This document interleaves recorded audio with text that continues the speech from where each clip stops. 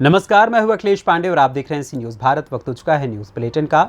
इस बुलेटिन में हम बात करेंगे हापुड़ की, जहां अधिवक्ताओं पर हुए लाठीचार्ज के मामले में आज भारी संख्या में नगर कोतवाली पहुंचे अधिवक्ता गण।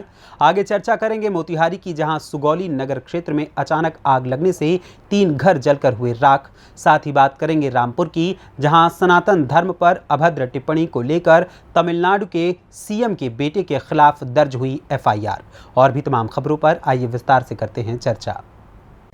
यूपी के जनपद हापुड़ में 29 अगस्त को हापुड़ कचहरी के बाहर पुलिस द्वारा अधिवक्ताओं पर हुए लाठीचार्ज के मामले में आज भारी संख्या में नगर कोतवाली पहुंचे अधिवक्ताओं ने कई थाना प्रभारियों और पुलिसकर्मियों के खिलाफ एफआईआर दर्ज कराने के लिए तहरीर दी है। अधिवक्ताओं की मांग है कि दोषी पुलिसकर्मियों को सस्पेंड कर उन पर एफआईआर दर्ज की जाए।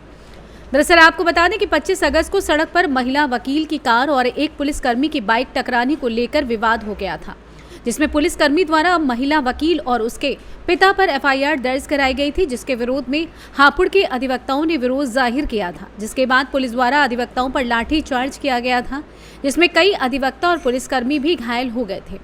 वहीं अधिवक्ताओं पर हुए लाठीचार्ज के विरोध में यूपी के सभी अधिवक्ताओं ने हड़ताल कर दी और अभी भी वकीलों की हड़ताल चल रही है। तहरीर अभी मौके पर 18 तहरीर दी गई है, लेकिन प्रशासन अभी तहरीर ले रहा है। बट अभी एफआईआर लिखने की उनकी मंशा जो अभी तक नहीं झलक रही, किसी तरह एफआईआर लिखने की तैयार है।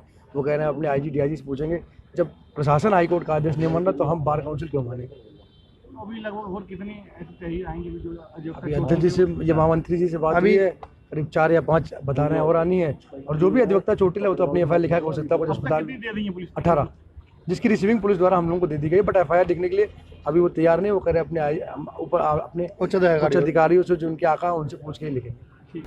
हापुड़ से सी न्यूज़ संवाददाता सुनील कुमार की रिपोर्ट। खबर झालावाड़ से है, जहां झालावाड़ के दिव्यांग संजीव वर्मा की दीवानगी ऐसी, सचिन पायलट के लिए रक्तदान करके दी जन्मदिन की शुभकामनाएं। झालावाड़ में मानव सेवा समिति अध्यक्ष शैलेंद्र यादव के सानिध्य में सचिन पायलट के जन्मदिन के अवसर पर रक्तदान शिविर लगाया गया, जिसमें झालावाड़ के दिव्यांग पार्षद संजीव वर्मा ने आकर रक्तदान करते हुए पूर्व उप मुख्यमंत्री सचिन पायलट को उनके जन्मदिन के अवसर पर बधाई एवं ईश्वर से उनके स्वस्थ एवं दीर्घायु होने की प्रार्थना की। संजीव वर्मा ने बताया कि 36 कौम के नेता, लोक लाडले, जन जन प्रिय, मधुर स्वभाव, मधुर मुस्कान के धनी श्री सचिन पायलट जी का जन्मदिन पूरा देश मना रहा है। संयोग की बात यह है कि श्री कृष्ण जन्माष्टमी को इनका जन्मदिन है। इस बार राजनीतिक क्षेत्र के कृष्ण रूपी सचिन पायलट जी को हम उनके जन्मदिन के अवसर पर खूब खूब बधाइयां दे रहे हैं। राजनीतिक क्षेत्र में सेवा देकर लोग मानसिक संतुष्टि देते हैं, परंतु सचिन पायलट तो आत्मीय संतुष्टि भी देते हैं। इस कार्यक्रम के लिए सभी रक्तदाताओं को धन्यवाद और कार्यक्रम के आयोजक शैलेंद्र यादव जी को बहुत बहुत धन्यवाद दिया गया। बड़े भाई आदरणीय श्री शैलेंद्र यादव जी ने रक्तदान शिविर आयोजित किया। मैं भाई साहब शैलेंद्र यादव जी को बहुत बधाई देता हूँ और हर साल ये ऐसे कार्यक्रम करवाते हैं। मैं श्री सचिन पायलट जी को जन्मदिन की बहुत बहुत शुभकामनाएं बधाई देता हूँ। राम राम सर। झालावाड़ से सी न्यूज़ संवाददाता हामिद अली की रिपोर्ट। खबर मोतिहारी से है, जहां सुगौली नगर के बहरूपिया गांव में अचानक आग लग गई। आग से 3 घर जलकर राख हो गए, जिसमें लाखों रुपए की संपत्ति का नुकसान हो गया। अगलगी में 3 बकरी, मुर्गा, मवेशी व एक मोटरसाइकिल सहित घर में रखे अनाज, कपड़ा सहित अन्य सामान जलकर राख हो गया। अग्निशमन व स्थानीय लोगों के काफी देर मशक्कत के बाद आग पर काबू पाया गया। बता दें कि घटनास्थल पर पहुंचे भाजपा ओबीसी मोर्चा के जिला अध्यक्ष और डिप्टी चेयरमैन पति विकास शर्मा ने स्थिति का जायजा लिया और पीड़ितों को सांत्वना देते हुए सीओ सहित संबंधित कर्मचारियों को दूरभाष पर इसकी सूचना देते हुए तत्काल इन पीड़ित परिवारों को सहायता राशि उपलब्ध कराने का अनुरोध किया। पंचायत क्षेत्र का वार्ड संख्या 4 बगरूफिया है, जहाँ पे रात में बहुत भयानक आग लग गई थी।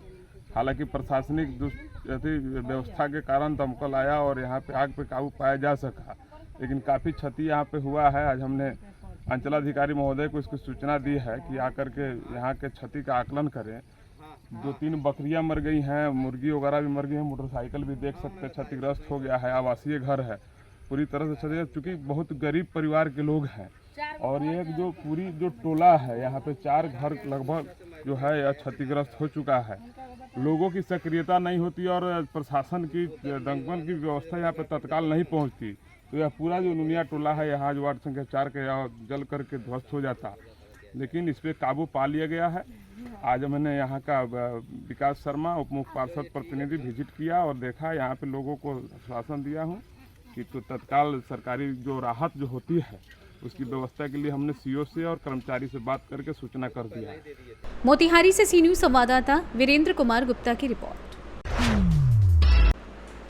खबर रामपुर से है, जहां सनातन धर्म को लेकर अभद्र टिप्पणी करने पर तमिलनाडु मुख्यमंत्री के बेटे मंत्री उदयनिधि स्टालिन और कांग्रेस अध्यक्ष मल्लिकार्जुन खड़गे के बेटे प्रियंक खड़गे के विरुद्ध रामपुर में हुई एफआईआर दर्ज। वरिष्ठ अधिवक्ता हर्ष गुप्ता और राम सिंह लोधी ने रामपुर की कोतवाली सिविल लाइंस में धार्मिक भावनाएं आहत होने की कराई एफआईआर दर्ज। बता दें कि सनातन धर्म को लेकर अभद्र टिप्पणी करने के मामले में अब उत्तर प्रदेश के रामपुर में एफआईआर दर्ज की गई है। ये एफआईआर रामपुर के वरिष्ठ अधिवक्ता हर्ष गुप्ता और राम सिंह लोधी ने कोतवाली सिविल लाइंस में धार्मिक भावनाएं आहत होने के चलते तमिलनाडु के मुख्यमंत्री एमके स्टालिन के बेटे और तमिलनाडु सरकार में मंत्री उदयनिधि स्टालिन तथा कांग्रेस पार्टी के राष्ट्रीय अध्यक्ष मल्लिकार्जुन खड़गे के बेटे और कर्नाटक सरकार में मंत्री प्रियंक खड़गे के विरुद्ध दर्ज कराई है। स्टालिन के इस भाषण का, अभद्र भाषण का समर्थन किया और ये कहा कि ये एक बीमारी है, सनातन धर्म को एक बीमारी बताया। उनका ये भाषण 5 सितंबर 2023 के अमर उजाला के अखबार में प्रकाशित हुआ। इन प्रकाशन को पढ़कर हमारी धार्मिक भावनाएं आहत हुई हैं। हमारा सनातन धर्म एक पुरातन धर्म है और एक अनंत धर्म है, निरंतर धर्म है, निरंतरता है उसमें, अनंतता है उसमें, जिस पर किसी भी व्यक्ति विशेष को या किसी भी धर्म के व्यक्ति को कोई टिप्पणी, अभद्र टिप्पणी करने की आवश्यकता नहीं है। सनातन धर्म किसी के ऊपर लादा नहीं जा रहा है। जो अपनी स्वेच्छा से चाहे सनातन धर्म को अडॉप्ट कर सकता है, अनुयायी बन सकता है। सनातन धर्म एक बहुत विशाल धर्म है। इस प्रकार की टिप्पणियों से, इस प्रकार की अभद्र भाषण से हमारी भावनाओं को ठेस पहुंची है, हमारी धार्मिक भावनाओं को ठेस पहुंची है। और एक ये इन लोगों का, इन दोनों व्यक्तियों का ये प्रयास है कि एक इन धार्मिक उन्माद फैलाए जाने का, ये द्वेष भावनावश इन्होंने ये भाषण दिया है, जिससे कि वर्ग विशेष में धार्मिक उन्माद उत्पन्न हो और एक अराजकता का माहौल पैदा हो। आज आपने क्या किया इसके लिए? आज मैंने और हमारे पूर्व अध्यक्ष बार एसोसिएशन रामपुर श्री राम सिंह लोधी ने एक तहरीर पुलिस अधीक्षक महोदय रामपुर को दी, जिस पर उन्होंने थाना सिविल लाइंस में मुकदमा दर्ज कराया है। किन धाराओं में मुकदमा दर्ज हुआ है? मुकदमा दर्ज हुआ है हमारा 153A और 295A IPC में। क्या कार्रवाई चाहते हैं?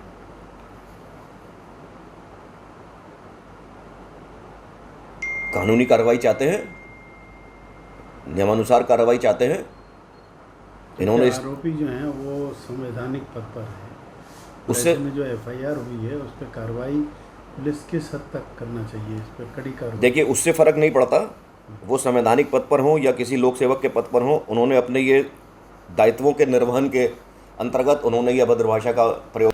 रामपुर से सी न्यूज संवाददाता साजिद खान की रिपोर्ट।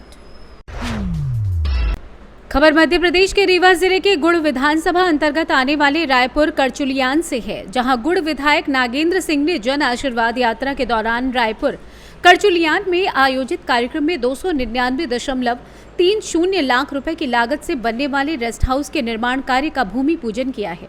इस दौरान उन्होंने कहा कि रायपुर में बाहर से आने वाले अतिथियों को रुकने के लिए असुविधा का सामना करना पड़ता था, लेकिन रेस्ट हाउस के बन जाने से अब ये समस्या नहीं होगी।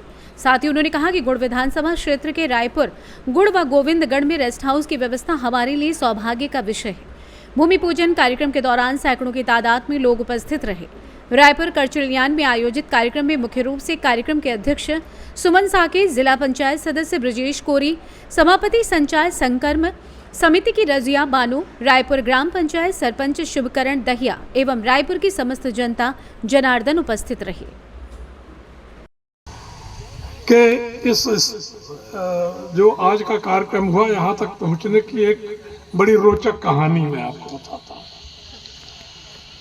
यहाँ के एक पूर्व कलेक्टर कालांतर में वो सचिव हो गए मध्य प्रदेश शासन के, नाम नहीं लूँगा मैं, सीनियर IAS अफसर, रिटायर हो गए।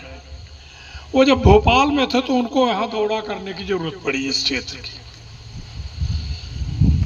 और वो जब आए दौरे में इधर से जा रहे थे, उधर निकल गए मनगमा के आगे, अरे शशि जी का भी नाम नहीं लिखा था आपने शशि जी के घर के बगल से वो निकले और वहाँ मनिकवार रोड में जा रहे थे, तो उनको रेस्ट हाउस की या कि कहीं टॉयलेट वगैरह कोई ज़रूरत पड़ी कि कोई, तो उन्होंने पूछा कि भाई यहाँ कहीं कोई ऐसी जगह है जहाँ हाथ मुँह धो सके, तो कहा कि यहाँ तो कोई कुछ है ही नहीं है।